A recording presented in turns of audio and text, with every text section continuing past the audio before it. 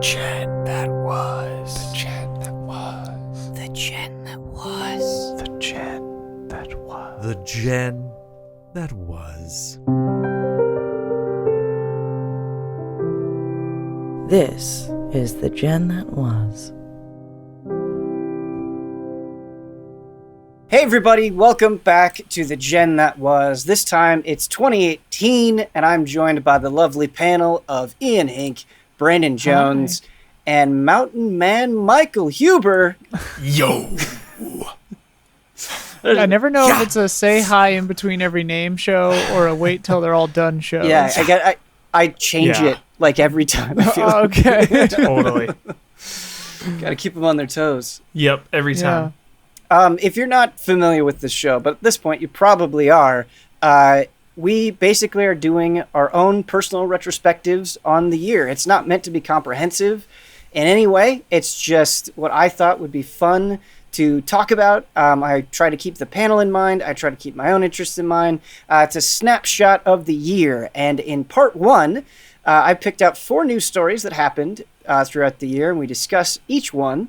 Then in part 2, there are 5 major games that came out. Only 5. We only discussed 5. We're always going to miss some, which can be heartbreaking. But there'll be 5 big games that we talk about in part 2. And then in part 3, we play one of those 5 games. And this time, I'm not playing. Ooh. Who's playing? What are we playing? Ooh. You'll have to find out. Is it me? Because you talk. No, I prepped this person ahead of time. Okay, okay. Oh, it's me. I'm like, oh no. All right. So for part 1, I figured let's get the bad news out of the way first. Oh. I And like then it's that. all uphill from there? Yeah. It gets better from love here, that. for sure. It Kick gets ass. better from here. I'm not used to that. Yeah. All right. Bad news first. This one I thought was just kind of an interesting thing to think back on. I don't even know if you guys remember this, but in 2018, Boss Key Productions shut down. Thank you to Ars Technica for the reporting that you did here. I'm leaning on that. But Boss Key Productions, they did 2 things. They did Lawbreakers, which was this sort of arena shooter, and they also did Radical Heights, which was their battle royale. Lawbreakers did not generate much of a player base. I think that's just the simplest way of saying it. Is they just never had the support that they needed at launch or post launch. They just couldn't do it, and so Lawbreakers was unfortunately a failure. According to Cliff Bleszinski, kind of the man behind Boss Key Productions, Radical Heights was well received, but its success came too late. Which was unfortunate. A couple of other things. Bleszinski, as I'm sure many of you are aware, he left Epic Games in 2012, and he was a designer on Unreal Tournament, Gears of War. Definitely had a pretty successful past. Boss Key formed in 2014, but by the time Lawbreakers came out in 2018, Overwatch, PUBG, and Fortnite were all already out and successful, and so this had a lot going against it. And the reason why I selected this story is just kind of talking about that journey and analyzing why this happened. You know, how can you come from such literally game-changing games to have the kind of blunder that Boss Key did? And what can other studios, up-and-coming studios, learn from this history, I guess? Well, it's like right at that exact moment. I'm actually glad you brought this up, Ben. It's fascinating because it's like they were going for the hero shooter style, Overwatch with Lawbreakers, and then when that didn't work out, they like pivoted towards Battle Royale with Radical Heights. So like changing it up and trying to hit the zeitgeist. I just think that's a really interesting like transition from genres. Yeah. Well, but it's weird though, because it's like it's I think indicative of the problem with Boss Key potentially is that my impression of it was always that they were playing catch up, and like I just looked at when Overwatch was announced, and that was 2014, November 2014. Also, same year that you said Boss Key started. Correct. Yep. So, I mean, I don't want to tell tales out of school or anything, but it seems to me like, they're just trying to catch the trends, like you said, Huber, and day late, dollar short kind of both times. Who knows if they could have hit with a different thing, but yeah. I don't know. Chasing after any trend seems so difficult because games take so long to make that Right. like your understanding of what will work when you start making a game is probably so different than when it comes out. And talking about timing again, it just depends on what people are invested in at that moment. Like if the dominant thing is kind of like fading away or losing interest, or it had a bad update, I feel like you're just so much more likely to find success or have people willing to check you out. I think about like Valorant, for example. Like, I wonder if Valorant would have gotten maybe it would have, right? It's just a hypothetical. I wonder if Valorant would have gotten the same attention in 2018 as it did later on, after I think people have been like a little bit more burned out. Overwatch's flame has diminished a little bit. This is a reason why I had no stock in Apex. If before that happened, I was like, oh, this poor team, it's just not the time, to launch a game like this. And then just like, oh, never mind. Like, they're so ready to go.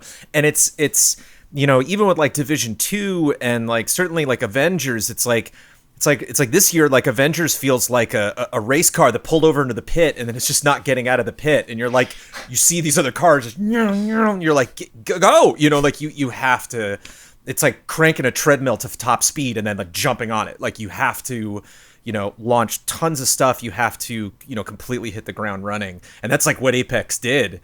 And it's such a monumental task to not only create something. Brad reviewed Lawbreakers, and I think did a really good job assessing kind of what was the issues that he felt with the gameplay and with the characters. They weren't necessarily as recognizable as some of the other things. Right. I'm trying to think, the Bleeding Edge, was that the game we got? Bleeding Edge was 2020, yeah. There's Bleeding Edge, there's Battle Cry, there's Battleborn. Yeah, they had like a lot more personality than this did, but Battleborn, it had personality to spare, but didn't necessarily have like the gameplay or the style that necessarily people are looking for. Like it's a tough brass ring to lunge out and grab, and you really have to have kind of like a support system that's just like a battle tank. That's just like, it doesn't matter. It doesn't matter what our numbers are going to do. We are going to charge as hard as we possibly can for 6 months. And they just, they didn't have the stamina. Yeah. Or really the interest, for all sorts of other reasons to get specific. Even. Yeah. Well, that's kind of, I think you hit on something I was going to mention too, is kind of the vibes of these games. And I think Battleborn is the example of it going too far. Like, it's a very fine line with a hero shooter. Like you said, you want to have interesting characters, but you can't go so far that they're like self-parody. Right. And I think that the Boss Key one... Lawbreakers, there was. I was like, what is it? That's very telling, I think, in this conversation. Right. Couldn't even make 10 minutes. Yeah. Couldn't even remember the name of it. But, like Brandon said, like kind of forgettable characters. And then Radical Heights kind of had the opposite problem where it just felt so... Me too. Also, me too. I want to join in on this, yeah. Right, and like, whereas Fortnite had the Overwatch... like correct magic mixture of a little more personality to overcome PUBG, right? And Apex didn't go Battleborn enough with these personalities so that their characters are likable, Radical Heights and the other Lawbreakers, one. Lawbreakers. I keep wanting to say Boss Key is why, right. But I'm like, no, that's the company. It just didn't grab on, I think you're all saying a lot of really good things. Fortnite, for whether you like it or don't like it, its style is certainly distinct and immediately recognizable. Obviously, you can say the same about Overwatch, but I think the other thing is, like, not only the genres that these games were entering into, I think, were heavily populated, but you brought up Battleborn, and I think this also applies to that as well. The sort of attitude of both Battleborn and Lawbreakers, I feel like, is like 10 to 15 years too old. Like, yes, it like feels like it's trying to be cool in a way that is just like obviously outdated. It's hard to articulate, but it's just like its certain style of like edginess and attitude feels like it's almost like it's operating like Gears of War is still like the hottest thing ever. It was a weird mix. It was hard to really latch onto what it was going to do, what the main thrust of it was, because you had this very old, you had this experienced, developer, but with a new company. You had this brand new IP, but with an old genre that everybody was already kind of used to, that had a lot of very, big successes. You had a lot of different gameplay mechanics that were interesting, but not really characters, to really grab onto. And so it was just, there was just a lot going on, and it wasn't that clear. Like for me, like you could say what you want about Overwatch, but it was just like, what a fun kind of Watchmen vibe. That was like my main thing that I hooked onto, was just like, oh man, I love this world, and just, it was interesting, but there wasn't that one thing about Lawbreakers. It was like, that's exciting. That's what we're talking about. To me, the one thing, the exciting thing about it was that kind of verticality, like the sort of tribes aspect of it, where you could fly and zip around and stuff. Like that seemed legitimately cool. Like I was excited to try it out, and then it was so DOA. Like, I don't remember a game being so dead on arrival like Lawbreakers. I wrote it down, so I remember. I'll quiz you again in 20 minutes. Yeah. But moving on to happier news, boy, Microsoft had a headline-making 2018. They acquired a bunch of stuff. They did, yes. Microsoft acquired Compulsion Games, Undead Labs, Playground Games, Obsidian, In Exile, and Ninja Theory. They also formed The Initiative. So just really quickly, I'm going to Dark. What's that? Perfect Dark. Exactly. Dark. Yep, The you're on the Initiative. ball. You're on the ball. So cool. Like, man, it's wild that it took 2 years for us to see the fruits of that. We've only seen one game out of any of these. Cool. There's a lot that we haven't seen. So Compulsion did Contrast and We Happy Few. Undead really Labs Contrast is State of Decay 1 and 2. They're working on 3. Playground Games did the Forza Horizon series. They are working on Fable. Obsidian has done a lot, some of which is Pillars of Eternity, Outer Worlds, Fallout New Vegas, Knights of the Old Republic 2, Grounded, and they are working on, does anybody remember the name? Their new one? Oh man, yeah, we just because I had forgotten it as well. So something of something. it's Avowed. Avowed. Yeah, Okay, I got that confused with something else. Okay. Yes. I can picture the trailer. In Exile is most popularly known for the Wasteland series. They just released Wasteland 3 in 2020. Okay.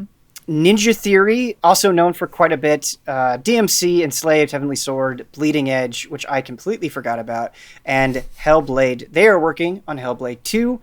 And as Hubert already mentioned, the Initiative is working on Perfect Dark. And so you guys kind of already touched on this. I think in a lot of ways we haven't really seen this fully blossom yet. But what do you think about just like the sheer number of things? Because this is just 2018. Microsoft has acquired more things in the future. But I think just focusing on this group, what do you think this means for Xbox and Windows going forward? Good things coming. For the longest time, they were falling behind in the exclusive front. Nintendo and Sony have, just legendary franchises, and Microsoft was the butt of the joke for a really long time with Gears, Halo, Forza, just over and over. That was kind of the meme. So, people always wanted more exclusives. That was kind of the place that they were struggling. So them coming out full guns blazing, picking up so many studios. And yeah, games take years to make. So if that was 2-3 years ago, like, this stuff's going to start paying off. Well, and it's gonna give them the legs that they really need, because, they've had like the 3 tent poles and like Halo also, but they haven't had just like the solid like consistency throughout the year, like a full slate, Whereas Sony has like typically like 2-3 light months in a year, and the rest are just like pretty solid, And so far with Obsidian, at least, like these have been.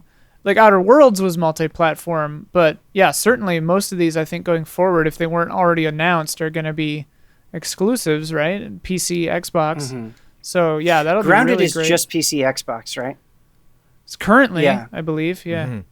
Okay. My perspective on this has changed because remember at the time I was like, oh my goodness, they are spending a lot of money in the Sony v Microsoft war. Like, wow, shots fired, like they're really gonna, I don't know if it's gonna happen, but like this seems like they are really desperate or they're willing to spend what it takes to win that war. And now based on like seeing how much they've done with Game Pass and how much they've done, like Halo Infinite multiplayer being free, just like, oh no, they just want to make their consumers super happy. Like, I think that's like their ultimate goal is not because like, we just, on the podcast, we looked at the top 100 Amazon games and there was one Xbox game and it was Cyberpunk, so it's like, they're just not even, it's not really like a competition thing. And to be honest, there weren't a lot of PS4 or PS5 games either. It was mostly Switch, and so when it really comes to exclusives, like it's something that we know Sony for having big high profile things, but like I wouldn't be surprised if a lot of this stuff is included with Game Pass at some point, or we see more stuff like Grounded, like it's not just these huge big tentpole projects like the We Happy Few developer Compulsion Games. Yep. Compulsion, like I could totally see them doing something small like Grounded, some just kind of fun thing that just comes to Game Pass, or is just free for Xbox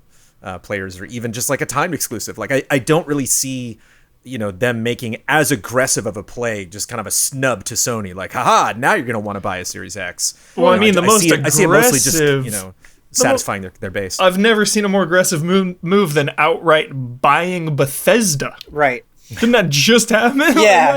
Right. Yeah, that's insane.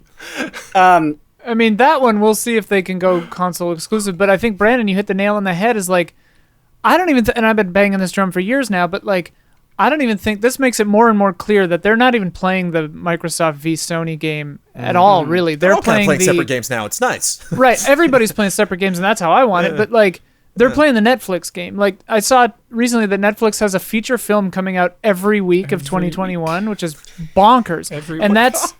That's what Microsoft wants to do. So they want to have a new game on Game Pass every month. I want to bounce off that because the Netflix comparison, I think, is so apt. Because if you look at Netflix, a lot of their original programming is not good. Like, a lot of it is like not necessarily high quality stuff. But that's not really what matters. It matters about volume.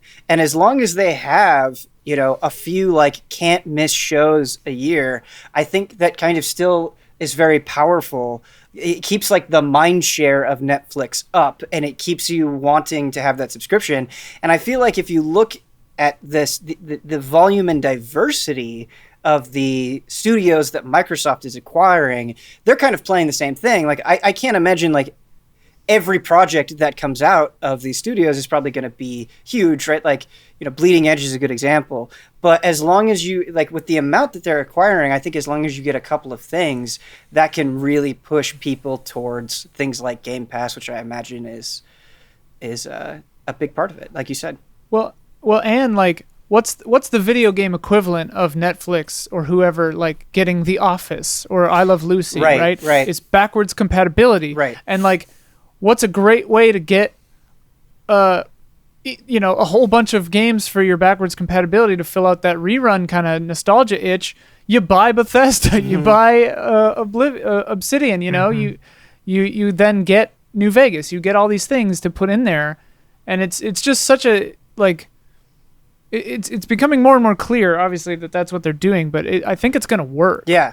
And that's what's cool. I think what's always fascinating about these stories is, outside of a couple of things like Bleeding Edge and Grounded and Wasteland 3, I suppose, we don't really know how it's going to pan out. Like, this is something where we're not fully going to have the picture for a few more years, and I think that is just so fascinating because, like, from our perspective, the way that we have to think about games is we're very reactionary, and as gaming continues, I just feel like there's more and more and more to react to. But the people making these decisions, they're like, all right, what's going to happen in 5 years? What's going to happen in 10 years? Like the distance with which they have to plan things out, I imagine, is just terrifying. Our next story starts sad and then gets better. I felt like a YouTube thumbnail saying that. Telltale Games closed down in 2018. And employees who were laid off, apparently, and thank you to IGN for this reporting, were laid off, did not get warning, and they did not get severance, which prompted a class action lawsuit. Right. But I remember that, yeah. LCG Entertainment coming in, purchasing Telltale and acquiring Telltale assets. And the kind of the big thing that is the result of this is The Wolf Among Us 2 is currently being worked on. They are not using the old Telltale engine for it, thankfully. Finally. They are using Unreal Engine. But the lead writer, directors, composers, and the voice actors for Bigby and Snow White are returning. So a lead writer, 2 directors, a composer, and the voice actors for Bigby and Snow White are all coming back. And so it's nice having, key people from the original game come back and work on Wolf Among Us 2. So, Huber, I actually want to start with you. And Brandon, I know you're a big fan as well. Like, you're probably the most adamant Telltale Games fan. You've probably played Love them. The most of their games. How does, because it's a lot to process. It's kind of a knot of a story. How did all this hit you at the time, and how are you feeling now? I was pretty bummed at the time because like a year or two before that, I started to get really obsessed with a lot of their series. I did Game of Thrones. People were like lukewarm on it. I was like, dude, love that. Went through Tales from the Borderlands. I don't even like Borderlands. Loved that. Batman, as Jones, I'm sure, will say after me, is phenomenal, and they do some really new and interesting things. And of course, Walking Dead and Wolf Among Us are like the cream of the crop. And I was extremely bummed because Walking Dead wasn't over at the time. So they had to it was like a revival type, we're going to release the final season, because I was so committed to that. Even the Michonne spinoff, just like your progress carrying over, like the idea that you could just invest in this ongoing story where your choices matter, like just the entire concept, I love. So, the writing was kind of on the wall. It's funny, Ben, you were talking about the Netflix model and sheer volume. Yeah. And I feel like Telltale tried that and it failed. Right. They spread themselves way too thin. They were like, this property, this one, like, so.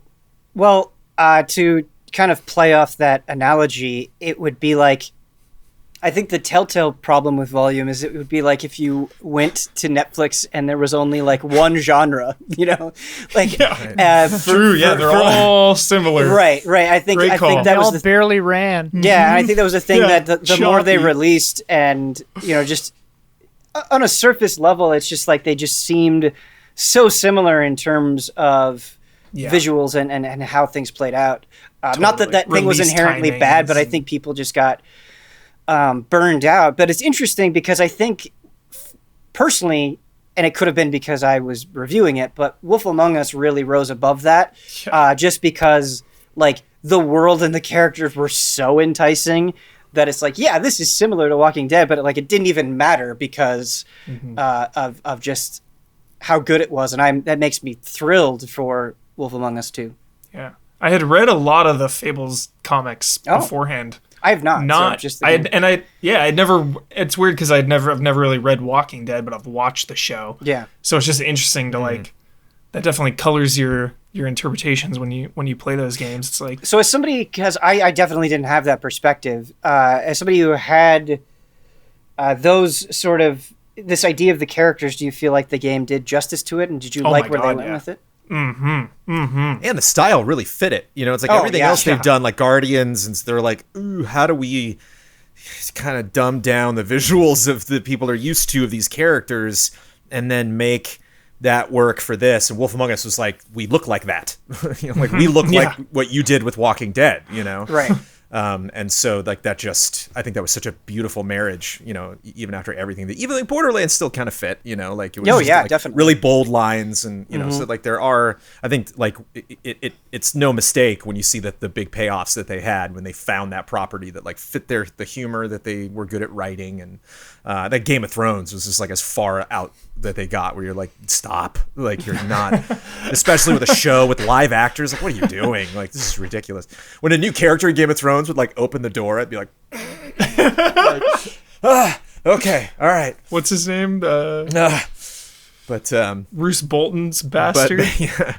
But Batman was out of control. I mean, for how many Out of stories, control. how many stories that I've experienced with Batman, and for me, like, get halfway through that first season and being like, how the hell are they telling a Batman story I've never heard before? This is insane.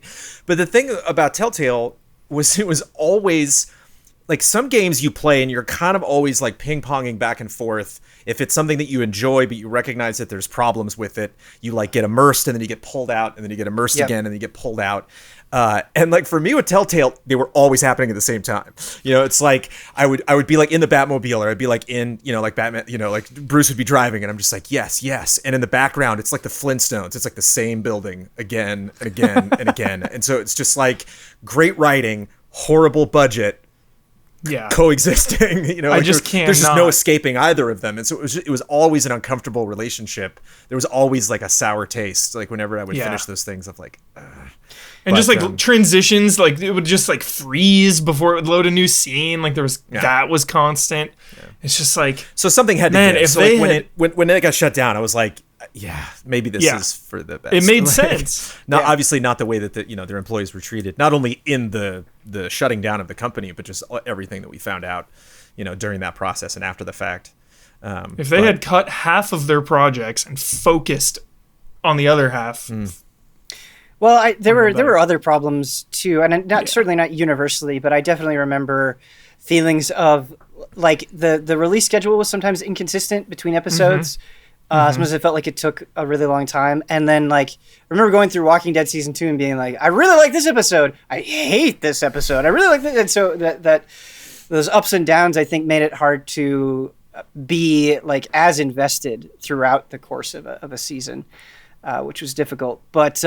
Looking ahead, do you think, you know, with Unreal Engine, with Wolf Among Us 2, that this is a chance for a kind of Telltale comeback? Yeah, man, because Wolf Among Us is so great. You know, you do the old release the first one, remastered or whatever it is, get everyone hyped ahead of time. If they can do that, and it catches on, and the people that missed the first one play it and like it, make a big deal about the second one, I think it can be pretty huge. If they go Mandalorian route and just finish that thing and release a new episode every week. Let me throw this at you. Keep us coming back, like Telltale Mandalorian. Seriously, could do that. Could totally do that. The show's already a game. Seriously. Our last story that we're going to talk about is in 2018, Sony finally reversed its policy on cross-platform play and allowed users to play with other platforms in Fortnite. And so Fortnite was kind of the first one. And now they've opened that up even more, where apparently all developers are allowed to utilize cross-platform play on Sony devices. Remember that the next time you talk shit on Fortnite. I'll talk shit. I was like, he got a little too talking cocky shit from about this. They were like, well, we beat that big Sony company. Time to go after that Apple. How crazy is this, though? It was a win, for sure. How significant do you think Sony dragging its feet on cross-platform play and eventually opening up is? Like, do you think this is a big deal? I think it's really big. I remember a lot of people were like getting in on it. You know, you had Greg Miller and Jeff Keighley and stuff. It was like a big moment for a minute. Just let us play with each other. Like, why should it matter? You know, if my friend has it on this system and I have it on this one, like we have the same game. Let us just play together. Right. Well, and not only that, but like I remember at the time there was a kind of shift in the kind of like story of Sony, right? Where like, remember when the PS4 came out and they were like making fun of Microsoft with like handing discs to each other and all that kind of stuff, where it's like, watch more in the gen that was 2013. Yeah, please do. But like the messaging had fully shifted from we're the console of the people, like we're here for you, to we're winning so we don't have to make any concessions and we can just be the big dog now because we're the big dog. And it's just like it was a bad look, and I'm glad they saw that eventually, far too late if you ask me. But that's why it was exciting, but it was also like duh. Right. It was a weird thing to, because all it, what it really does, obviously, it brings communities together, but it just makes multiplayer easier for the consumer. It makes audiences potentially bigger, if more people are able to connect with like a bigger audience that are playing. Yep. But it doesn't, the game doesn't look different. The game doesn't play different. And so it's a weird thing to like celebrate somebody who does something that they should have done a long time ago. Yeah. Or didn't really have a concrete reason for not doing. All of their excuses were kind of like, silly. Plenty of reasons to do it too. It's like, what? Like it's only going to help your business, right? Like especially if your business is reliant on retaining users and them spending money continuously over a long period of time. Yeah. Right. It's like, oh, you don't want to take your 30% of all these microtransactions or whatever the percentage is. I don't know what it is for microtransactions. I think it's 30% for store sales, but I just love in 2020 and now 2021 that now this is standard. This is normal. If you don't have crossplay and cross save, what are you doing? That was actually my question, Huber. You're taking the words right out of my mouth because like if you have a multiplayer game, right? Like people kind of gawk if you don't have online multiplayer, right? You don't, very rarely do you see like local multiplayer only. And so do you think like has cross-platform play reached that point? Is it not just like nice, but now it is absolutely essential? Like it's going to maybe hurt your game if you don't have it? Mm-hmm. Yeah, I think it's essential. I really do. Because, everyone's playing on different things. Like, you tend to favor PC maybe a little bit. Yeah. And this has happened. Like, you have a game on PC, I have it on PlayStation. And it's like, well, we don't want to buy another copy. Right. Yeah. Like, that stuff just needs to be standard all the way through. And just, again, let everyone play how they want to play with their friends. That is going to do it for part 1. Next, we're going to move into part 2 where we select... and these are big games. These are big ball games. Big ones. Big ones. Let's talk big games. Just so big. And we will talk about those in part 2. See you there.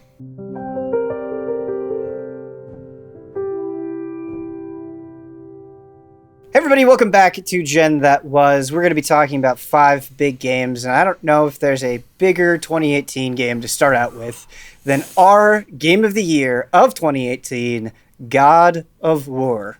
Yes. Take it away, Huber. Yes! Dude, this game. Where do we even begin? I want to begin at the beginning. Just the excitement. The beginning of time? The excitement of reviving and reimagining a legendary franchise. That is no easy feat. And that's like that to me was kind of the biggest thing about God of War is, we had Ascension before this one, and it was like the only time where it was like, that was just an okay God of War. So it's like, has this style, has this structure like ran its course? What do we do? Yeah, and I like Ascension, but it just felt like God of War again, which is not the worst thing in the world, but this is like one of the most drastic, I think, reinventions. It's like a Resident Evil 4 level of reinvention. Absolutely. Yeah. They added multiplayer in Ascension, so they tried to go that route. And that was really fun, but it's just like wasn't enough. And just this debut trailer, like when they first revealed this game, that momentum hasn't gone away, I feel like. Yeah. They came with the hype, they delivered the hype, and the hype has not gone away. They never stumbled. There was no stumbling.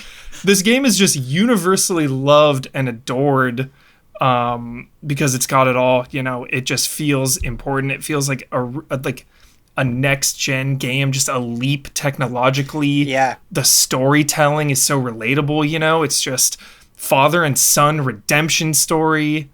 Dude, just watching this footage even, it's like, yeah, you could tell me this is a PS5 game. I'd believe it. Yeah.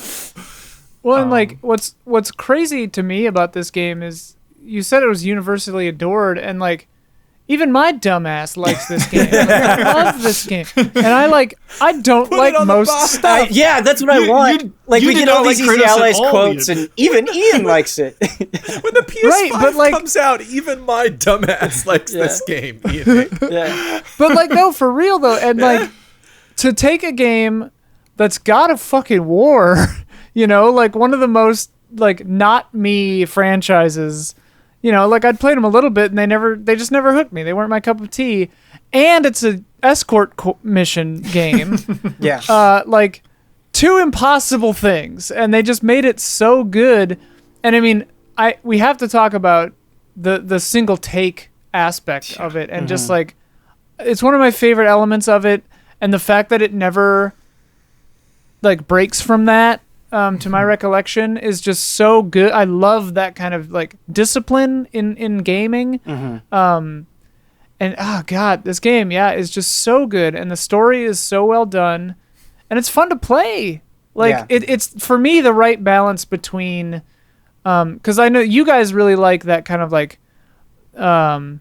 I don't even know what you call it. You have a term like character for it, action like, games, platinum character, games. character action games. Like you guys really like those, and I don't really. Yeah. And this to me strikes the perfect balance between like those and like a Souls game, where it feels immediate and it still has combos and stuff. Yeah. Yeah. And it's just gorgeous. Yeah, just expanding on what you said, Ian, you don't need to have any appreciation or knowledge of God of War previously to enjoy this. Obviously, it is very, very, very connected to those past games, and if you do have that connection, there are giant payoffs. But like, it does. This is a game that doesn't feel like it's relying on its legacy, and I always think that is really important when something comes back. I think you can just defend God of War single-handedly as an extremely well-constructed game. And you brought up that one-take aspect of it, and I think that really plays into the design. There's kind of this like seamlessness between exploration, combat, storytelling, puzzle solving. Like it's all just mixed really, really, really well. This is not a game that like feels super divided, I guess, into chunks. Every combat encounter is life or death, you know, a couple mistakes and you go down. But like Ian was saying, it's still really accessible. And like, I feel like when you die most of the time, you know, it's like, oh, that was my fault. Like I messed up there, you know? So just such an expert balance across the board for a video game. And it does such a great job of giving you, the player, like options of taking on harder challenges if you want to. Like, I mean, obviously the Valkyries come to mind, but like, totally gave up on that. Was like, nah, I can't. Yeah, I got all of them except for the Queen. I fought the Queen like 6 times, and I was just like, all right, dude. Nope. Like, that's the only thing in that game I haven't done. Like, I did a whole bunch of Niflheim stuff. I did a whole bunch of everything, and I never beat that damn Queen. Because she was so hard. No joke. But I love it. I wasn't angry. I was like, respect. Right. Queen. Yeah. Queen? Yeah. And just, I've been replaying it on PS5 recently because it's 60 frames on there. Just noticing, too, like, the combat is so simple, but it just keeps expanding subtly. You know, you keep leveling it up, you get more moves, until all of a sudden you have like so many moves and so many things you can do that aren't necessary to do. But if you utilize your full arsenal and all those moves, if you take the time to master all that stuff, you can just shred through some of these enemies. But still, it's just threading that needle of balance, of like giving you the tools that you don't necessarily have to use, but the depth is there if you want to, you know, without it feeling overwhelming either. Exactly. I all the different combos and moves and stuff always felt natural to me while I was playing. And I'm sure if I tried to jump into my old save now, I'd be like, what's going on? But while playing it, I think they kind of stagger mechanics and then enemies who need you to utilize those mechanics in a pretty expert way. But I think just even watching this footage, something that it really makes clear and is so important in these types of games is the flow. I mean, he's going around. It really reminds me of like Doom 2016 or Doom Eternal, and just kind of how you seamlessly transition from one thing to the next, where like he's attacking and then he's throwing his axe and then he's popping up of his shield, which is just a really cool animation. And then, you know, he puts down his shield, he recalls the axe, and he's doing all of this while he's moving around the battlefield. Like, it's just kind of gorgeous. Like, it's just fun to watch. And then, you know, actually playing it, you have that like sense of brutality. It's so great. And Atreus is like, worthwhile. Like, he does good things in combat, which is nice. He gets better and better. Yeah, as his time goes bow on, attack too. is very good. And some of the really impactful storytelling that they do is done through gameplay, which blew my mind. Which really a very, very small number of games have managed to do, like, in the whole history of gaming. To not just tell a good story, but literally use the mechanics of the game to not reinforce a story, to tell it, to actually introduce a new aspect of the story, to have you understand something that a character is doing because of how their gameplay changes. It's like, wow, that's crazy. And I think something that we really take for granted, or something that's so easy to think, like, why didn't this developer just do this, is to make combat feel like it has an impact. It's like you just do it till it feels good. And to have an action game, to have the hits hit as hard as they do in this game, I think is something that they just chiseled and chiseled and chiseled until they finally got that impact. Like, even something so simple as just when that axe goes right back in your hand, that feeling, dude. It never stops feeling good. Even just after like a dozen hours or two, you're just like, where is it? Oh, it's coming back. Oh yeah, and the charge R2, dude, the charge R2 cleave attack. You see Kratos, he shakes because he's putting so much power into it. Yeah. It's one of my favorite moves of all time, ever. Phenomenal. I think a lot of that feeling that you're talking about, Brandon, comes from how close the camera is to the character. I think that definitely adds to the sensation that you're describing. Yeah. And it's something that's so hard to get right. Like, you see games, when it doesn't hit, that it's wrong. Like, a lot of games will pause the action for a second or do screen shake and stuff. And it's such a hard balance of so many things. Like, this game has that little bit of screen shake, really great sound design, and just the timing of everything is just so meticulous. And the axe takes exactly the amount of time you think it should to travel through the air and land in your hand. And that they spent months on that. It's like timing Mario. It's like how those stories of how they tested Mario's jump, just to make it right, it's just like that. It's so good. And just how much of an adventure it feels like. Right. And I love that you see it through mostly Atreus's eyes. He knows this world more than Kratos. He's teaching you about the world, which I love. And then, that's sprinkled in with really satisfying puzzles that never overwhelm, incredible boss fights. You always want to have good, memorable boss fights, which this game does. Just epic, memorable views and combat encounters and story moments. It's just so memorable, and it's got it all. It's got what everyone wants in games: progression, XP, leveling up, gear. And it's so technologically impressive too. Oh, I think to bring it around, Wizards, yeah. Oh, to bring it around to the gen that was this is the kind of game that comes along this far into a generation's right. I think it's a great cycle, point. Yeah. The fact that this game runs as well as it does, looks the way it does, feels, and that it's all one take. Obviously they're hiding loads and doing all the tricks of the trade, but just such a showpiece for this is the benefit of console exclusivity. Yeah. This is when it pays off, really. When it's clear, from day one, when a developer knows, we know exactly what system we're making this for, and let's go. Yeah. Hubert, you talked about the journey, and you kind of made me realize something about God of War that other games just do so poorly, where God of War has optional stuff that you can go and get involved in.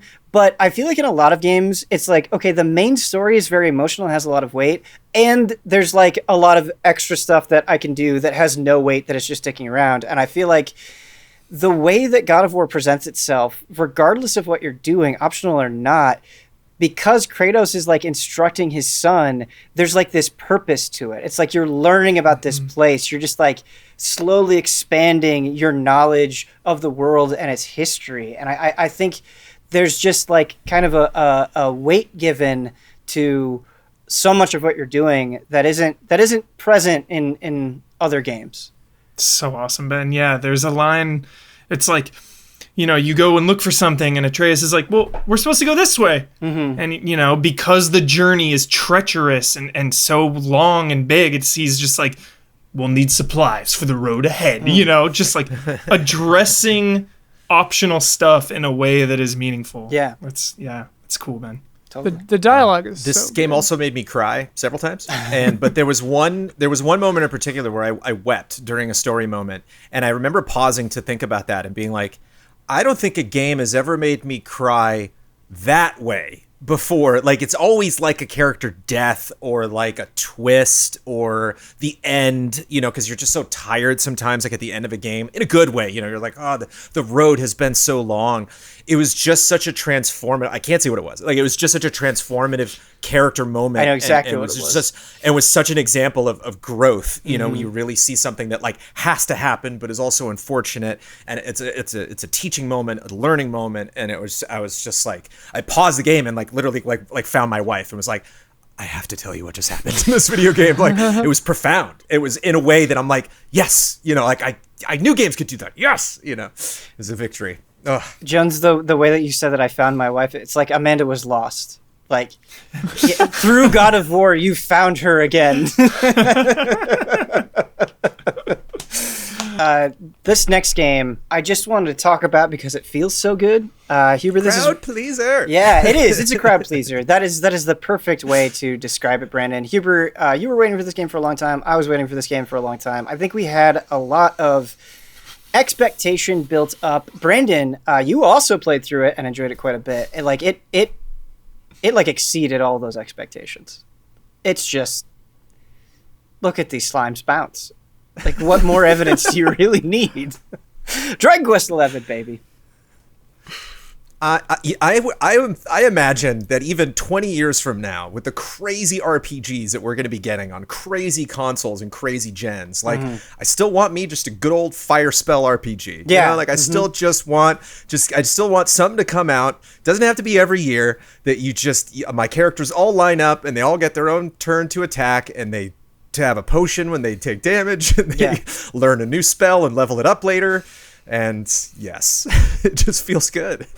Yeah, and it feels so good. That's a great point. I mean, Dragon Quest knows exactly what it's giving you, and it really doesn't stray, in Dragon Quest XI anyway, like too far from that core formula. But what I think is interesting about its approach is it doesn't just give you what came before. Like, there are just so many additions that just make like getting around really easily. Like, your camp is really useful. Like, being able to call them out so easily is really useful. I just feel like you're just like able to navigate this world in a way that it's just kind of, as Huber likes to say, easy breezy, and it really helps. Jolly. It really helps you facilitate that because these are the kind of games that you have to sink into, and I think there are just the way that it's structured and so many small additions that make that easy to do. You don't really have to fight it, I don't feel like. Mm-hmm. Well, too, as Final Fantasy has gone increasingly more sci-fi, like, sometimes, there's there's a lot of fantasy JRPGs, obviously, but I just love that Dragon Quest still goes for just traditional fantasy. Like, you see a lot of familiar monsters, a lot of familiar attacks, and there's something about just, Final Fantasy does the same thing, just carrying over so many things into the next one, even though they're technically unrelated. Right. So you have kind of that comfort, but it is brand new. It's a really cool balance. It's a cool feeling. It's interesting because like that Toriyama art style is just so strong and has so much personality into it. And I feel like Dragon Quest XI is the absolute best video game representation of that style. I mean, like, this game is gorgeous, and just like the amount of emotion that the characters can express really brings so much to the game. Because, we talk about it, like, Brandon, you were describing it as like a menu-based RPG, very traditional, which is all true, right? But by like I was so invested in the story, and it went so many insane places that, like, it's not just like it's not just comfort food. Like, it's more than that. Like, I think its story is better than just like a you've heard this all before kind of thing. Like, it's both an homage, but is able to stand on its own 2 feet with the writing of its characters. Like just saying their names, like Sylvando and Veronica, like they're so strong, you know? Especially it's a deceptively straightforward game. It really sets itself up to be like, A, B, C, and then you get to Z and roll credits. And by the end of this, I was like, I'm not sure I totally understand this story. This is crazy. It's pretty dense. You know, as a positive, you know? Like I was talking about just the comfort of it being a sequel, but also kind of being separate from the other ones. And it's just, you know, I'm sure you go into this having your favorite Dragon Quest characters or your favorite entries in the game. It's like every time you play a Final Fantasy, Jones, are you like, well, you know, is this going to be as good as 6? Or, you know, maybe 6 will be in the back of your mind. It's not like a war between them, but like you still have your history with this franchise going in. So I think it's harder sometimes for the newer characters to rise above and stand out and be memorable because like this is a franchise I've played my whole life, and you know I get nostalgic for Yangus and Jessica and them Ben. Like, so it's cool that these characters too just are undeniably good. They're like I was so invested in their stories. And everything is unique, just nonstop. Like no 2 towns are the same, no characters are the same, no environments are the same. Like it just every time you move on to a new thing, it's okay, let me just take this craziness in, you know, and that's like that just keeps you going and going and makes it so satisfying. The freaking towns. And not just the variety, but I think what you're hinting at, Huber, is just like the quality of the areas that you go to. I mean, like I play so many games where it's like, it's kind of all blurring together, but like Dragon Quest is like Dragon Quest 11 specifically is like these like stamps of like, yep, I definitely remember that place. I remember that place. I remember, like, it's just so clear in my mind because not only are they taking you to new locations, but the inspiration that they're drawing from for, you know, the architecture and just the style of a place is so different as you go around. And we were talking about it with God of War, but I think, you know, that variety and how well it's executed contributes to that sensation of going on a journey. And I think when you have a game that is as long as this, you definitely need that. For me, it was the most rewarding gear collecting, combat, XP gaining game of all time for me was this game. I played it later after you all. I was busy with other things. I forget what it was. But I remember Brad coming to me and I'm talking to him and he's like, yeah, it's pretty easy. You know, like he's like, yeah, there weren't really any like difficult parts. And you can put on like modifiers in the beginning, the draconic modifiers. So I just put on tough monsters and it's like this balance between like pretty grindy, which in a JRPG is welcomed. Like, I want to grind specifically. Yeah. Yeah. So it was pretty grindy, but it just made every single gain, whether it was a tiny little seed that I ate that gave me +1 strength or upgrading a weapon or finding a weapon, it just made every single thing so valuable through the whole game. So anytime I got to a new town and there was a new shop, it was, you know, things are so expensive. So it's just like, it really, really feels like a journey the whole way through. No downtime. And then the casino. Quick shout out to the casino. I was actually just going to bring up the casino. One of my favorite gambling games ever. Yeah. It's like poker, but you can double or nothing. So you can just keep double or nothing, go. Double or nothing. It just keeps going up and up. It's so out of control. I lost tens of hours at the casino in this game. And I think that really speaks to, it's like a Dragon Quest specific thing. And I think 11 is a perfect example of this where, like you're talking about the casino, like plenty of games have like optional gambling or, you know, casinos or whatever. But like when you say Dragon Quest Casino, like people know exactly what you're talking about because it's like, that's how memorable it is. That's how much personality it exudes. And I think like another example in Dragon Quest XI is like, think about how many games have crafting. Dragon Quest XI has the fun size forge. And it's like this whole process, this whole like game that you play as you're making your equipment, and it's just so fun and cozy. And it's just like taking these things that are, again, like in every game, but making them special. Making it's it even special adorable when you because- mess up. It's like, ooh, that thing you just made. You're like, I know. And like finding rare ingredients for that from a side quest or a cave, and then that'll give you a weapon that gives you like +5 something, and it's like, yes, this matters. Like all of the elements of the game are coming together to help make my party stronger and conquer the evil, you know? It's Dragon Quest 12 win. You knew this was coming. You just knew it was coming. Woo! The true 2018 Cody. Monster Hunter World.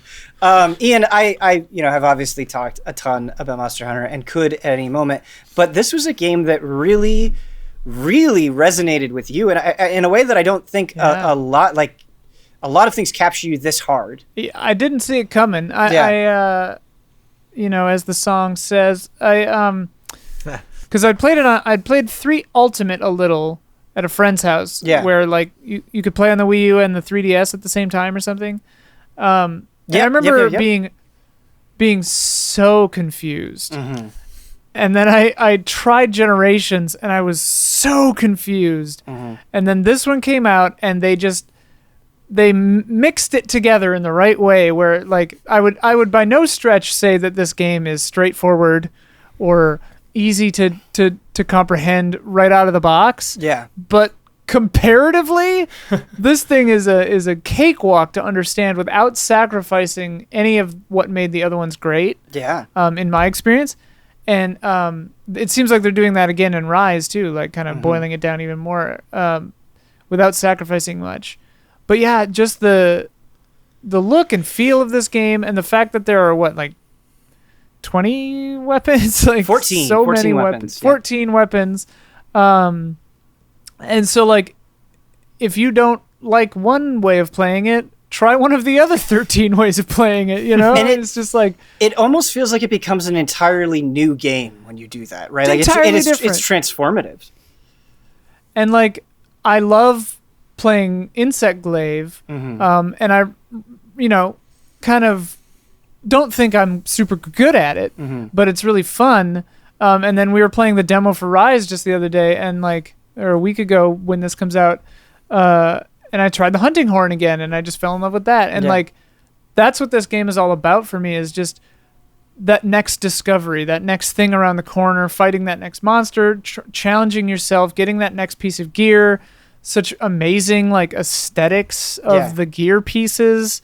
The fact that obviously, you can mix and match them. They actually change the way your character looks. Like there's just so much. And the level design is bonkers. Like maybe too complicated, but they're so intricate and so wild.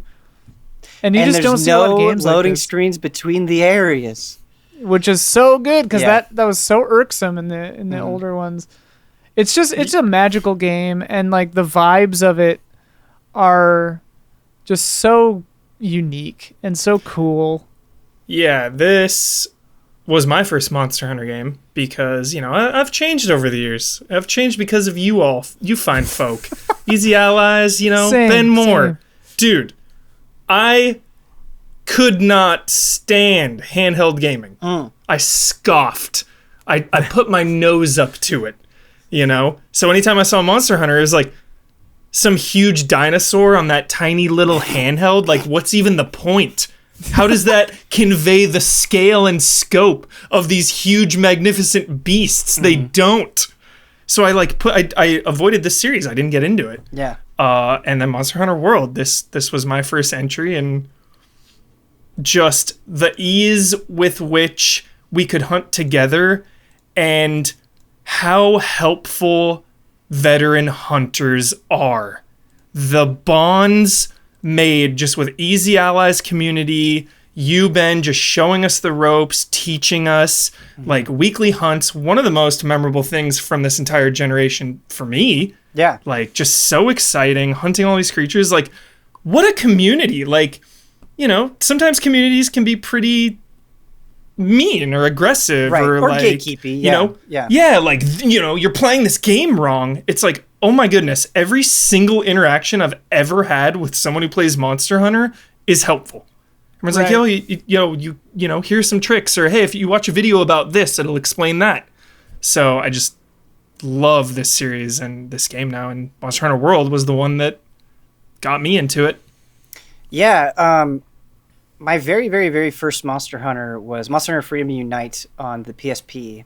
And I feel like since that point, over the years, like I'd always tried to, like, I'd play Monster Hunter, but I would never felt like I was able to appreciate it as fully as I wanted to. Like, it was just so dense and hard, like you were talking about, Ian.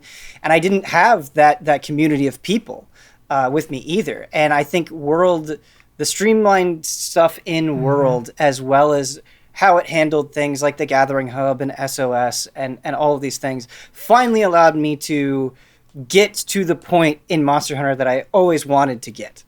And it's hard, right? Because, you know, Monster Hunter has this very huge and devoted fan base that really treats this series as sacred, and you know, certain things have to be in place. And if you look at all of the stuff just on paper that Monster Hunter World changes, I think the fear is understandable. Like, is this going to ruin the magic?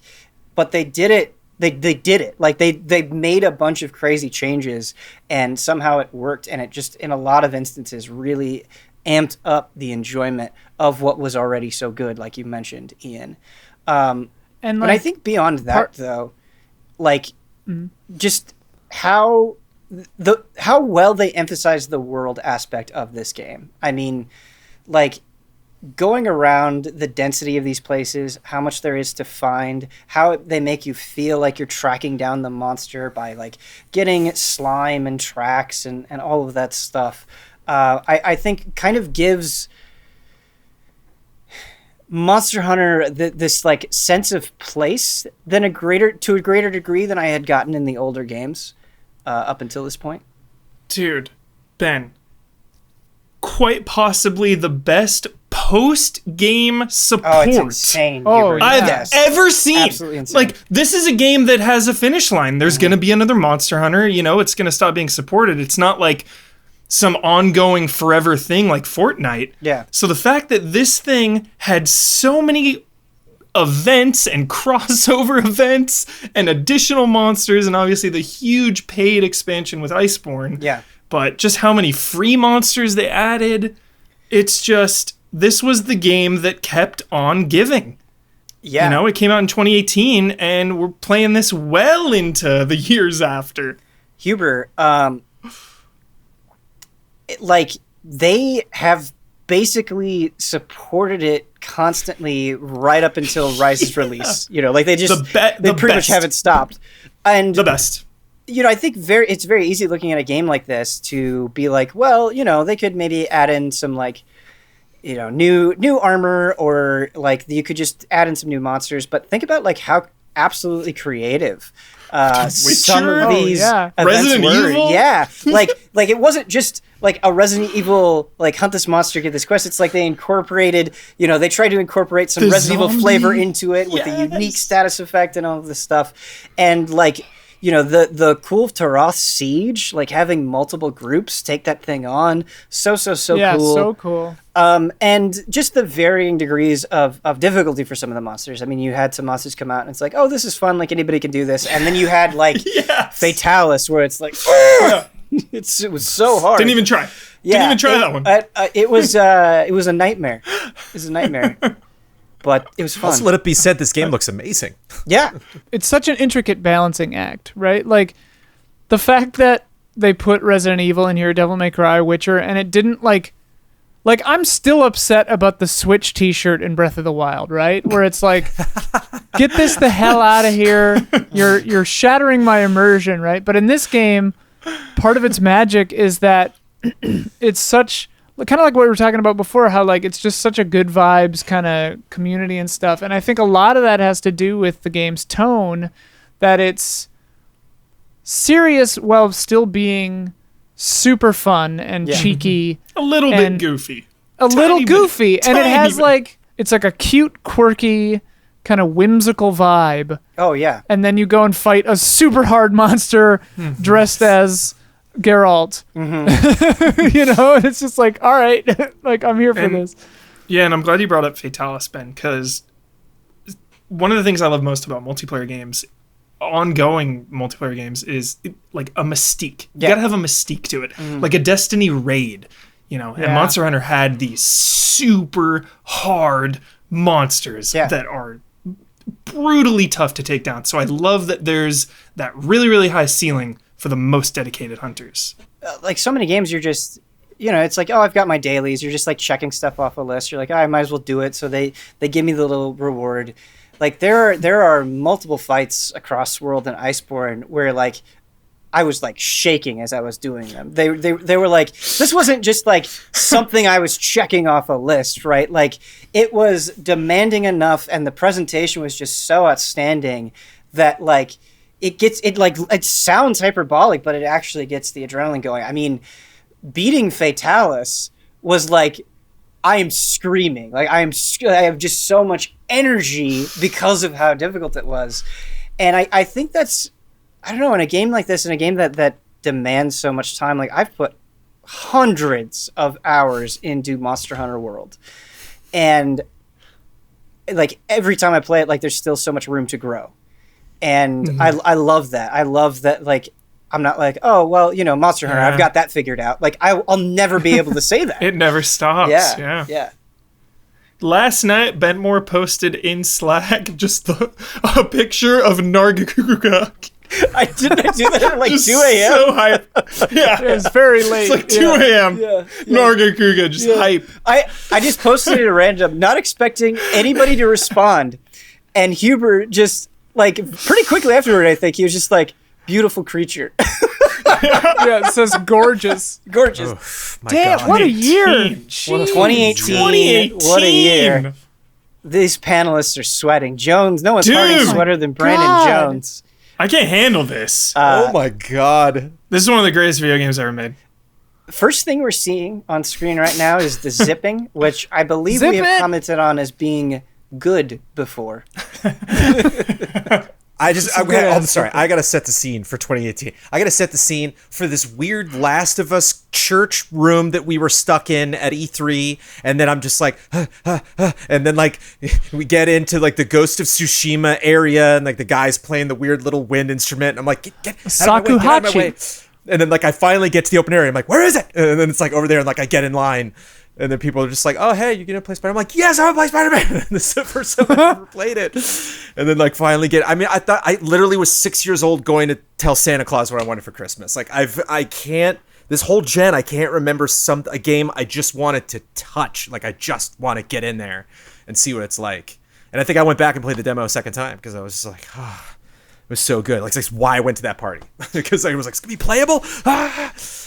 This was definitely a game, Brandon, that I was wrongly cynical about. Like, I remember watching the trailers and being Same. like, it looks kind of like QTE. The combat seems kind of Batman-y. Like, I'm like, it looks good, but I just like I was pessimistic in a way that was pretty unfounded, because when I actually got my hands on the full game, because I didn't play it at E3 or anything like that, my now wife was like, dude, your eyes are really red. And I'm like, yeah, I was playing Spider-Man for like 12 hours.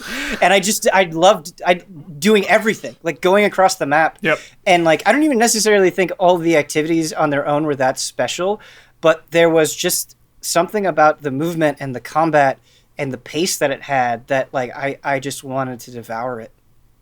It's just so damn fun. It's one of the most fun times you can have. Like, this is the game where I would have anyone play this. I would recommend this specific game to every single range of your video game familiarity. I think this is perfect for beginners, for experts.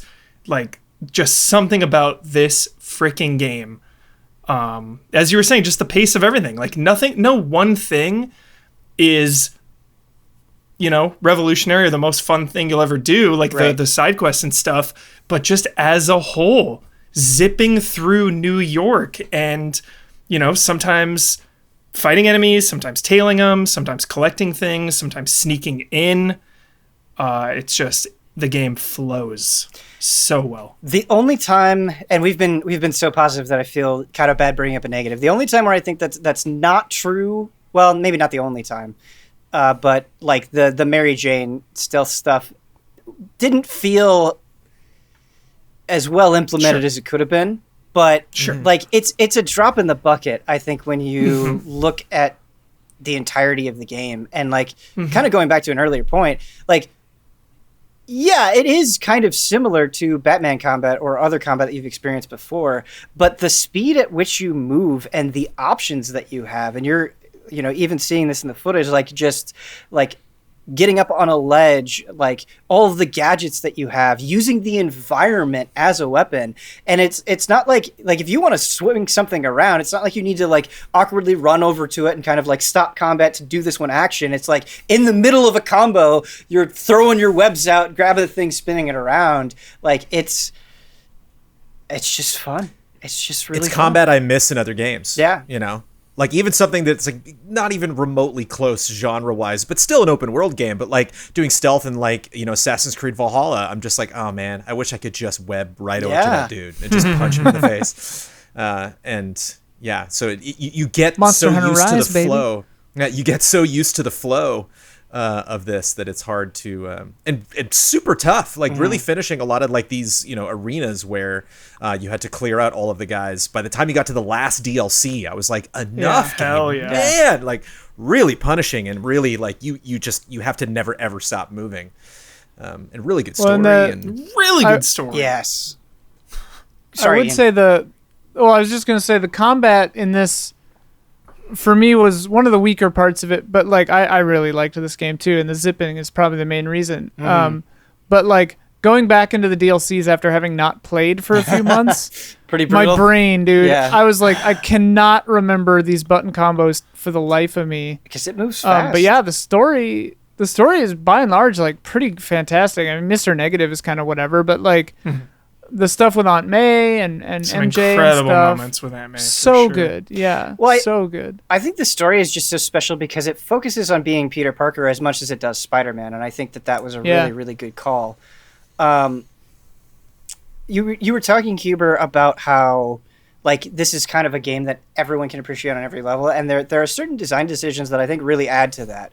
Like I love when you are doing tasks in Spider-Man and it's like, okay, you can just like finish it if you want to, or we'll give you extra stuff if you like don't take any damage, or I don't know, I don't remember what they were, but like doing it in a certain amount of time. And just like that kind of philosophy where it's like, if you're really into this, you really care about getting good at combat, like we'll reward you for it, but we're not going to force you. I think that is a really smart approach. Those stealth sections that are really, really tough. Jones was talking about, but you know, when you have to do them in to get the gold, you have to do it in a certain amount of time. Like, just like replaying those a couple times to get the right pathing down. So fun.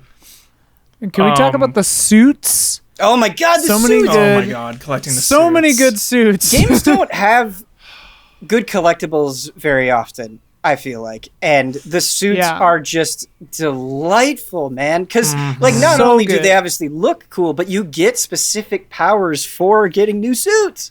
really great photo mode. I feel kind of kicked off a lot of yeah. the photo mode craze that we're seeing now, where like a lot of games are like, well, we weren't planning on having one, but we got to have it, you know. Our final game, I can't handle this here, dude. Red Dead Redemption 2, a game Brandon Jones gave a 10 out of 10. A rarity among the Allies. Only a small handful of games. Rarity on me. It's the only time I've Two ever... 10 out of 10s this year. 2 out of 10. Yeah, that we should God of mention. War. God of War got a 10 out of 10. But God of War 10 was the v game 10. of the year. Yeah. Yeah. So tell me about Red Dead Redemption 2. Why is this not game of the year? This is a 10. According to Brandon Jones, this is a 10. What's going on? Not barely. Because Arthur Morgan's a good character. He got character of the year, actually. That was my my concession. Morgan. I think Arthur Morgan is a phenomenal character. Yeah. Because Oh my God. nobody punched their horse in God of War. That's why. nobody strangled innocent farmhands in God of War. That's why. That triangle button is pesky, I tell you. Yeah. Rockstar is in a lot of ways a very stubborn developer. They can really do things their own way. I think GTA 5 and GTA Online is probably the most like fan service anything that they've ever done. Like I remember like loving like GTA 3 and Vice City and San Andreas, and like I know you love Vice City, but like so many people at the time, like back in the day when those are coming out on PS2, like so many people were like, this is the worst gameplay of any game on the market. Like this is ridiculous. Like I just don't remember care. that like, at all. Oh, the shooting, they were like, screw this, man. Like, because it's just lock on. Oh yeah, and even GTA 4, when it's like, oh, I can cover now and stuff. They're like, this series is so behind the times, and it's like, and I hear that a lot with this game. They're like, this game is technically impressive and the story's interesting, but like, I just feel like they're just behind. Like, I just feel like they're not, Rockstar's just not caught up with a lot of the other really like tactile, satisfying.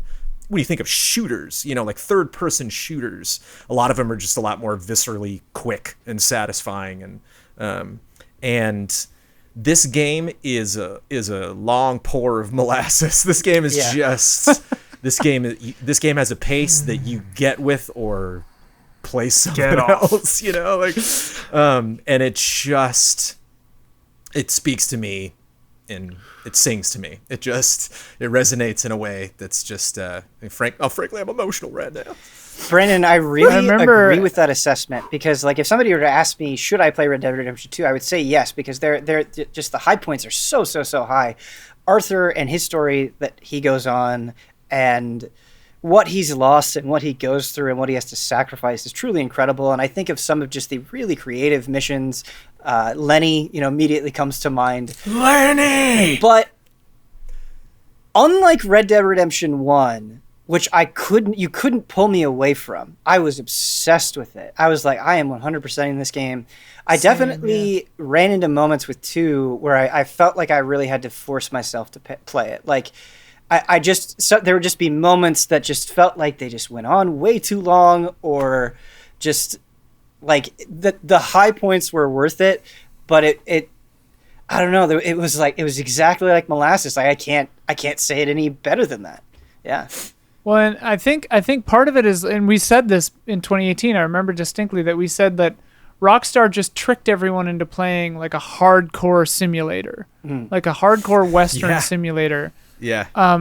But I think, Ben, for me at least, the aspect, because I felt a similar way. Like, I love Red Dead Redemption 1. Love. And this one I liked a lot, but it definitely had moments where it felt like a slog for me too. And I think that it's just overwritten. I think that it's just too long narratively. Like, I spent countless hours just like hunting things in Red Dead 1, And then in this one, like, Chapter 5 just doesn't need to be there. And, like, that's hours of gameplay that just doesn't need to happen and has no real impact on anything.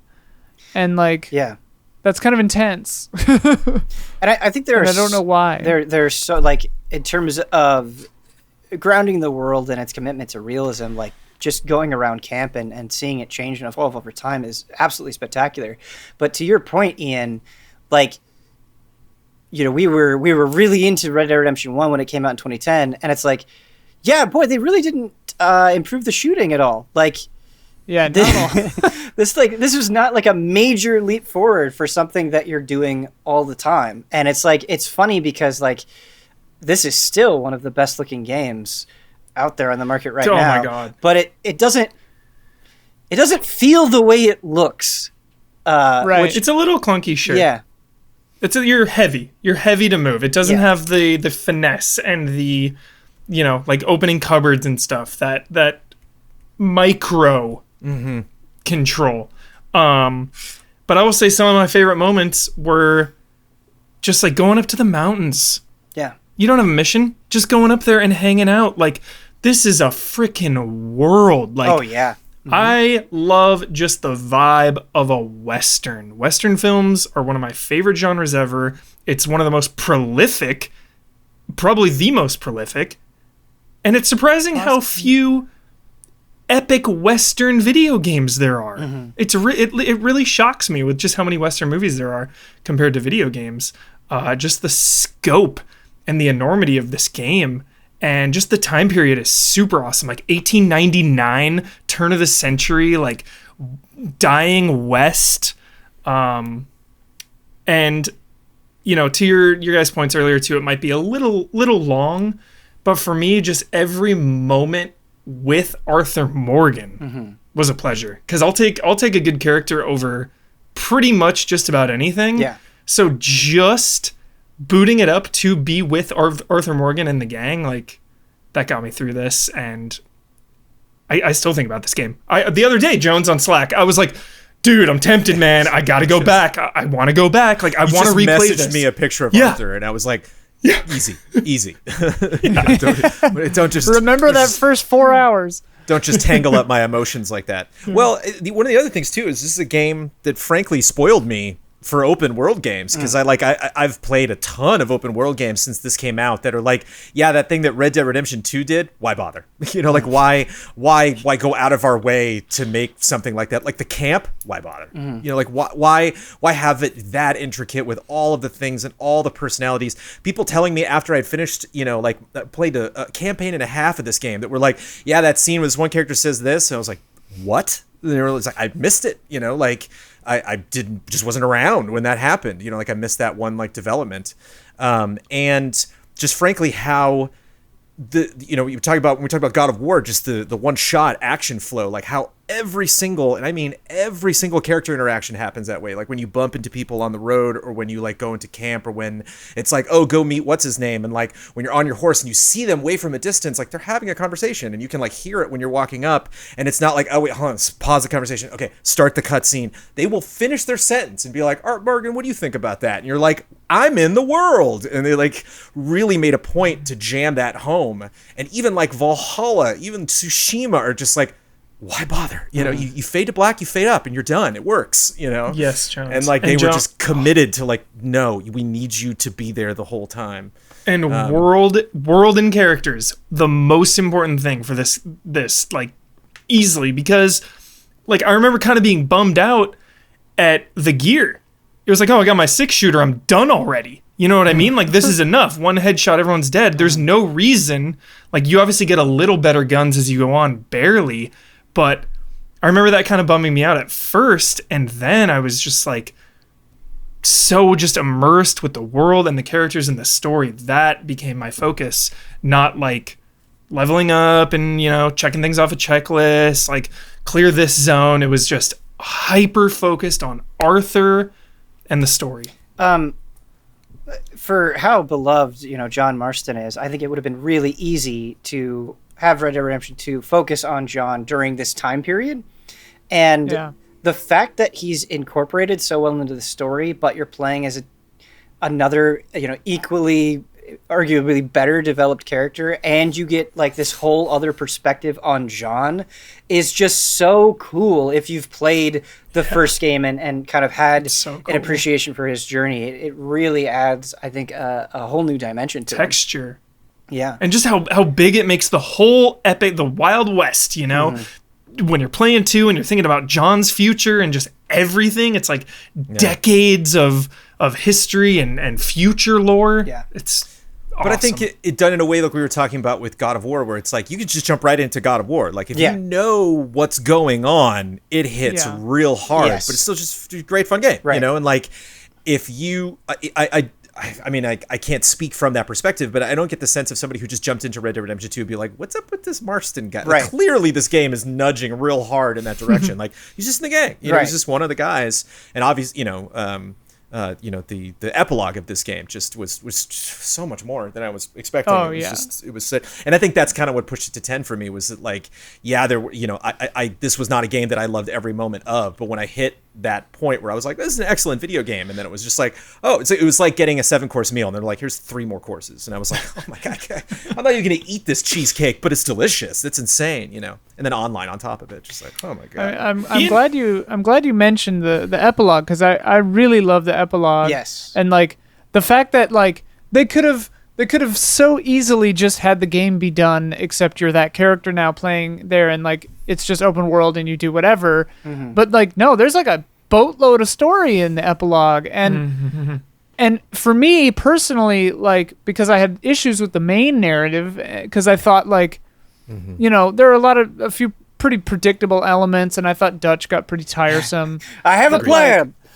Yeah, we need more money. Red Dead Redemption 1, he's not that different of a character than right. And like the crazy guy, whose name I don't remember The it guy now. that really hates Micah, you. Micah. Micah, yeah, like Right. clearly you know what, like it's got the tropes, right? Like somebody coughed up blood. It's like, okay, I know what's happening in Act 3 of this story, and like Micah's clearly a bastard, and like Dutch is just losing his mind, and like while that's interesting, it ceases to be interesting after I've kind of pieced it together. But not to just like pile on, like there are so many narrative moments in this game that are so incredible, and most of them are just the smaller kinds of things, like you were talking about, Jones, where like talking at camp with someone, or one of my favorite scenes is Arthur just like sitting next to a nun at a train stop. Oh, just, that like, is trying to, that's like, my favorite moment in the entire game. Is that? Me too. Oh, yeah. And just like, and like I had done stuff with them previously that like seemed like kind of a throwaway thing, but then it comes together in this scene, and like he's confronting things, and like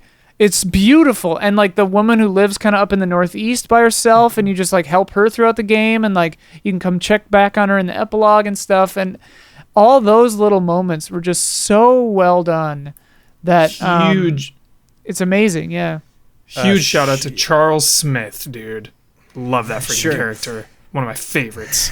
Shout out to the notebook. You know, you keep this notebook Yeah. as you go Yep. through the game, and narratively, again with the epilogue, that has a transition that when I really stopped, you know, like there was a crossing point of the story where I realized, well, hold on a second. If the story just recognized that I decided to finish some things before I started a whole different, angle of this campaign, that could happen anywhere. Like that crossing point could happen at any one of these extraneous activities outside of the main campaign. That is nuts. That like they brought in all of these different performers and these writers to keep in mind. It's like, okay, yeah, that scene's great, but how's that scene going to play out? Not just because I'm evil or good, but when the character decided to do that and what was going on in their life at the time. It's like, holy cow. Well, and I remember like noticing the notebook, because so many games just have notebooks, right, where they just keep notes. But Arthur, like, it felt so personal. Like it felt like I found some worn out shack, and it impacted Arthur for some reason, and he sketched it, and it really felt personal. Lots of little things like that in this game. So nice. Dude, going on a date to the movies? Yeah. Oh my God. Yep. And how much fun it is watching those shows. Yeah. Damn it. Yeah. It's freaking epic. We've barely touched on Red Dead Online, and that's actually something I played a little bit at launch, and I was really impressed with like this entire storyline that you're going through with just online mode, but I haven't checked in on it in years. And so I thought for part 3, let's take a dip into Red Dead Online, piloted by none other than Brandon Jones. Yo, what a treat. I was thinking I should jump back in one of these days too. Yeah. Well, maybe this will entice us. We'll see.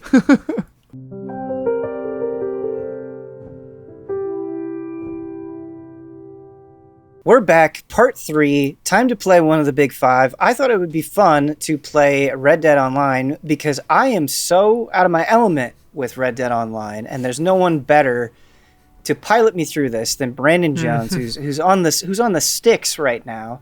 What's the deal with Red Dead Online? Give me a brief rundown, Brandon. Well, I mean, when it started out, I've always been curious what their expectations are. I would love to be a fly on the wall, or I would love to like kidnap somebody at Rockstar and be like, what did you expect this to be? Because it was such a hard follow-up to GTA Online. I mean, GTA Online's like one of the most successful online multiplayer games ever created in the history of video games. Yeah. And so it's like, there's just no way this was going to, keep up with it. And when you literally go from like a car with horsepower to like actual horses, like it just doesn't have that sell that I even think like the campaign does. Like I could see a lot of people, GTA players, coming into Red Dead the campaign and enjoying it, but then getting to online and being like, nah, it's just not going to happen. And so there's just, that pace, all of that really carries over. And when it first launched, it had the same model of like, here's your shooter mode, here's your racing mode, and I think, the camp aspect, which is where I'm at right now, like that was kind of fun, but it just wasn't. I think they had like a promise of adding more stuff, but it just wasn't enough to entice people right out of the gate. And what's been interesting over the years is, how you doing, Indiana? How are you? Can you pet the dog? We named the dog Oh, yes. Indiana. Oh, can't you pet the dog? How you doing? And I think what they've added over the years is classes, and that's something that like GTA doesn't have. It's like you're defined in GTA by your weapons and Your wealth, your vehicles, and your wealth. To accrue all those things, and then just the personal style that you pick. And characters have a ton of style in this. I think more really just kind of with facial features and facial hair and stuff like that, and necessarily with the clothes that they wear. But they've added bounty hunter and naturalist and collector and stuff where you can specifically like follow a career path and then level that stuff up. Is there any sort of like RPG element to that where it's like, okay, we're going on this mission, I want one of every class, they'll all have a role to play, or is it not really reliant on It's just in the that? missions. Okay. It's not in like abilities that you have. It's literally, so like the only one I've done, I don't even remember the name of it. Like just I'm like I can, this is Crips at my camp, and I can go on supply missions and pick up stuff, and then like go raid guys and steal stuff, and then bring that back to him, and then he'll make use that to make supplies and then sell them, and it just basically makes you a lot of money and gets you more materials. The one that I was actually able to play through my friends was Moonshiner, which we can go actually start up if we want to. I was curious to start. Yeah, the naturalist. This almost got me to hop back in because I'd been away from a while.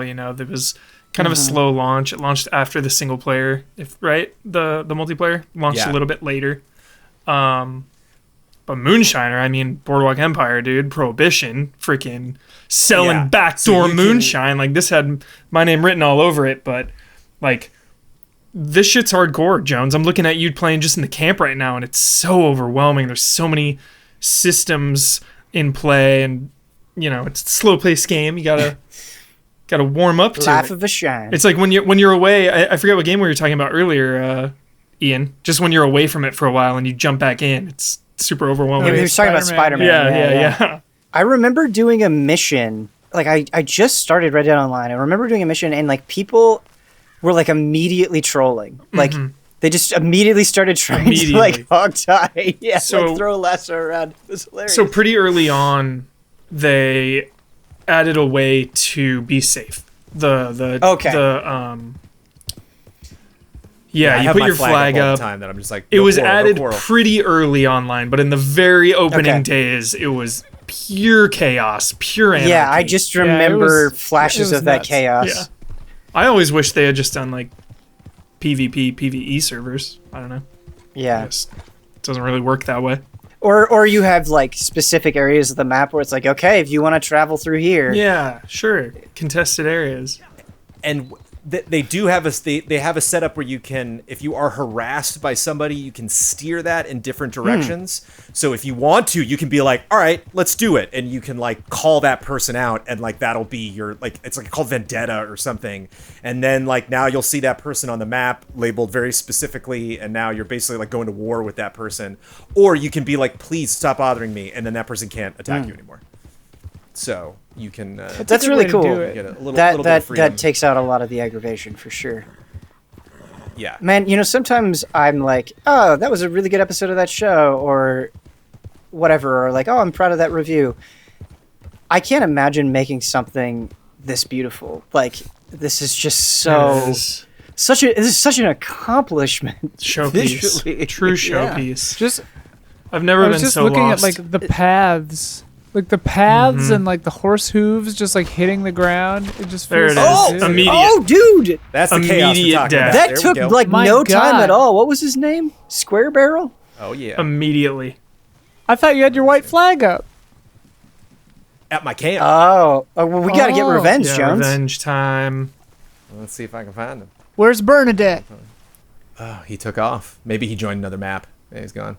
He ganked you. Can't get revenge on that guy. There's something just about bank robberies and train robberies that I've always loved, and nobody does them better than Rockstar.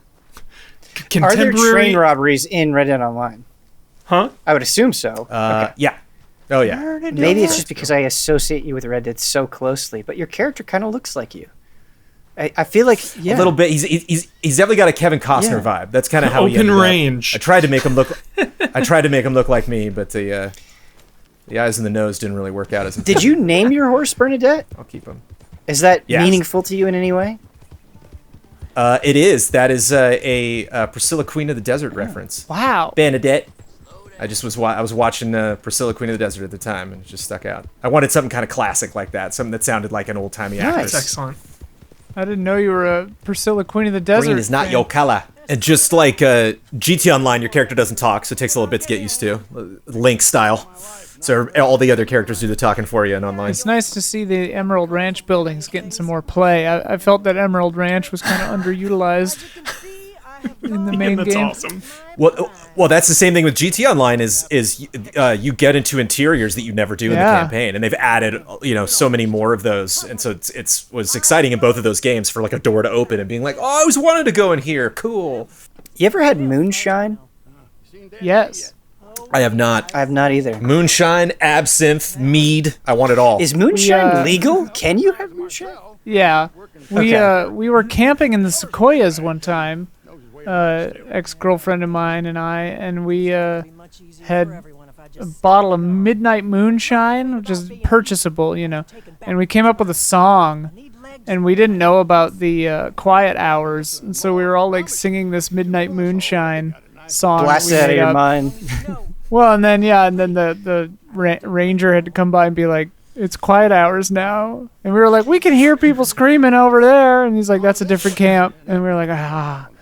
I wish that story ended with the ranger joining you in your moonshine revelry. Yeah. Jones, I want your character to make the best moonshine in the online community. That like people come to you for Brandon's moonshine.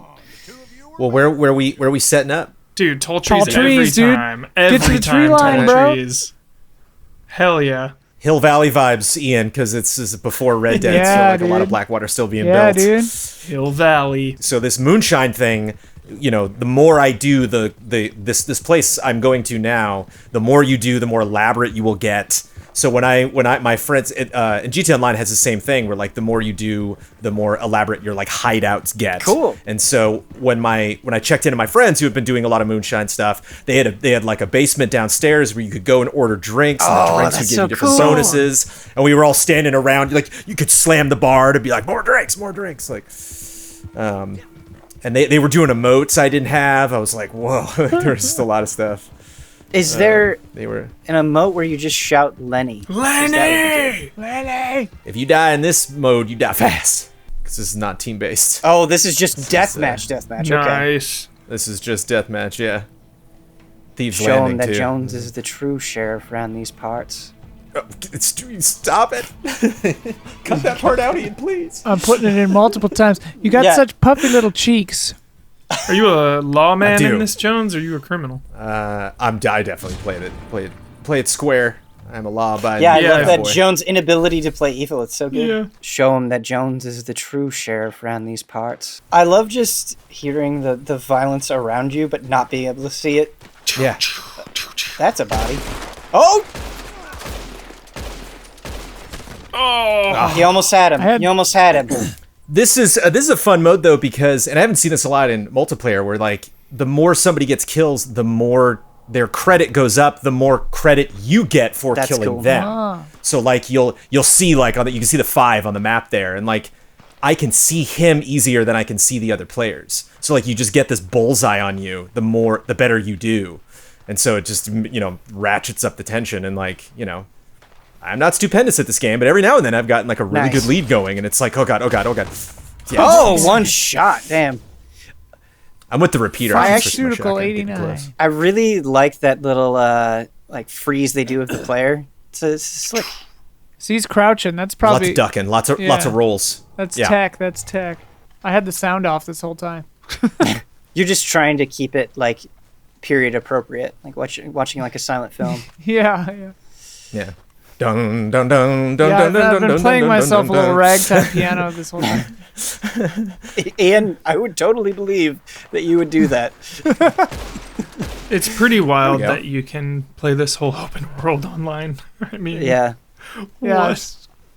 It's nuts that we didn't even talk about this. It's crazy that they put the entire map of 1 into this game. Yeah. Just kind of for no reason.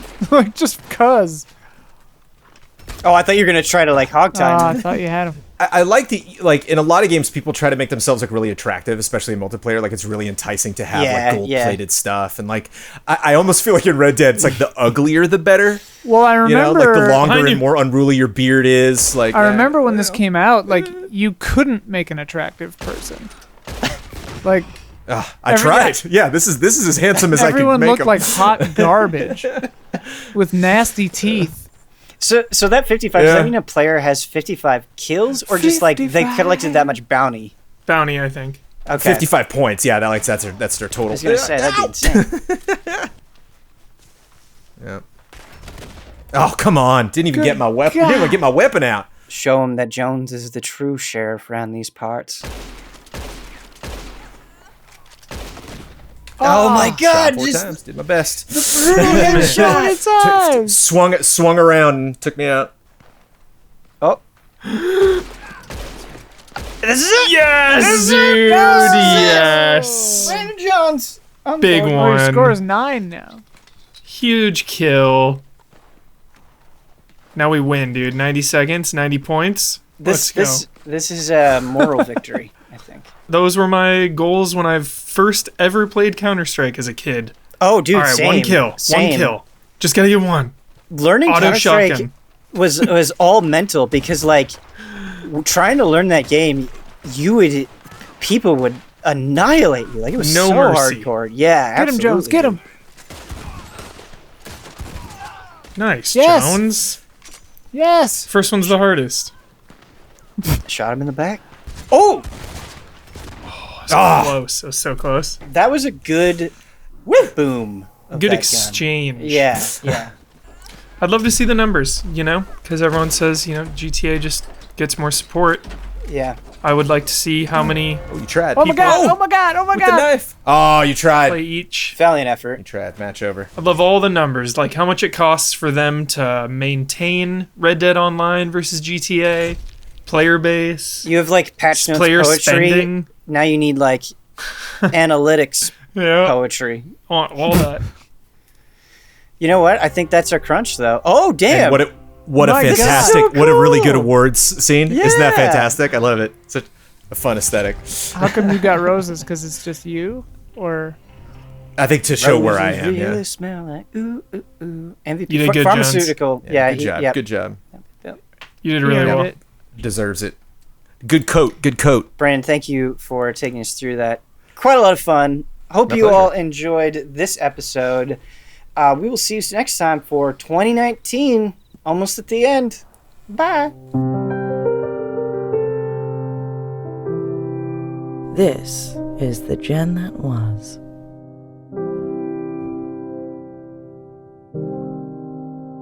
Show him that Jones is the true sheriff around these parts.